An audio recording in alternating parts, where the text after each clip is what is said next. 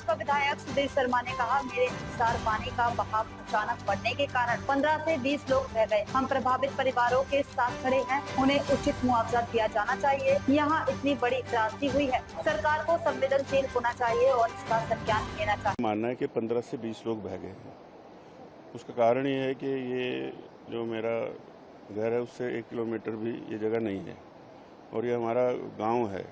तो यहाँ से जब पहली सूचना आई थी गांव वालों की, तो उन्होंने मुझे फ़ोन करके बताया था कि भाई साहब 15 से 20 लोग बह गए, बहुत ज़्यादा पानी आया है।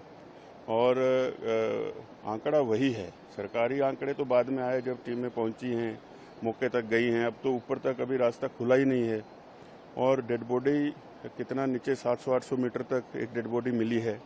जो मशीनरी थी, बड़ी बड़ी पोकलेन्स और ये जेसीबीज, उनके सिर्फ टायर मिले हैं। तो आप खुद अंदाज़ा लगा सकते हैं कि ह्यूमन बॉडी को ढूंढना कितना मुश्किल है। और ये जो यहाँ पर आगे कॉन्ट्रैक्टर को आगे सब कॉन्ट्रैक्ट दिया हुआ था प्रोजेक्ट वालों ने लेबर रखने का, सारी लेबर चंबा, किहार, सलूनी, जम्मू से लोग आए हुए थे रोजी रोटी के लिए। तो दुखद घटना है और मेरा तो मानना है कि ये प्रोजेक्ट को भी पेनल्टी लगा करके इनको उचित मुआवजा मिलना चाहिए। और सरकार प्रशासन को हमने बार बार ये बताया था कि हाँ, इलीगल माइनिंग हो रही है, पोर्टेबल क्रशर लगे हैं, उसके वीडियोज़ हैं। और यहाँ की जो हमारी पानी की स्कीम है उसको नुकसान हुआ, पंचायत ने धरना यहाँ पर दिया। उसका भी केस जो है वो मेरे बोलने पर, प्रेशर डालने पर फिर पुलिस थाने में रपट गई तो जा करके वो ठीक हुआ।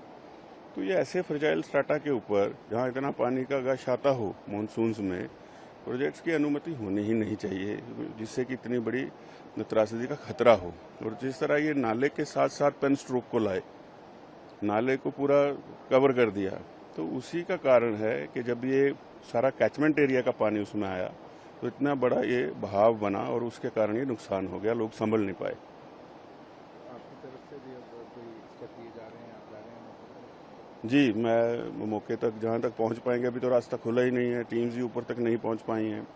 तो रात को तो ये भी बता रहे थे कि ऊपर भी काफ़ी लोग फंसे हैं अभी, लेबर के जो ऊपर की तरफ चले गए थे। तो अब बात करूंगा कि अभी क्या इनकी वास्तु स्थिति है और क्या चीज़ें हो रही हैं, तो उसके बाद ही पता चल पाएगा। सरकार के समक्ष तो मुद्दा उठाने का कोई फ़ायदा ही नहीं रहा इस प्रदेश में, क्योंकि जब मुद्दा उठाएंगे तो उसका जवाब कुछ और आता है, प्रश्न कुछ और होता है, नतीजा कुछ और निकलता है। पूरे प्रदेश में इस तरह की स्थिति बनी हुई है, लेकिन फिर भी इतनी बड़ी त्रासदी हुई है यहाँ पर। सरकार को संवेदनशील होकर के इसका संज्ञान लेना चाहिए। इस प्रोजेक्ट पर पहले भी कुछ हादसे हुए हैं, लास्ट ईयर भी फ्लैश फ्लड आए थे, तो कहीं ना कहीं आपको लगता है कि ये मैन मेड मिस्टेक्स हैं? एब्सोल्युटली, ये 100% मैन मेड मिस्टेक है। ये जगह ही नहीं है जहाँ पर ये फ्रेजाइल स्ट्राटा है। ये शुरू से यहाँ पर जो है वो हाथ से स्लेट्स को गरीब लोग निकालते हैं, डेली वेजेस जा कर के अपनी रोजी रोटी चलाते हैं। तो यहाँ इस तरह का प्रोजेक्ट इतना बड़ा लगा देना, इतना बड़ा इंफ्रास्ट्रक्चर आप फ्रेजाइल स्ट्राटा पे जब खड़ा कर देंगे तो ये हादसा नहीं होगा तो और क्या होगा।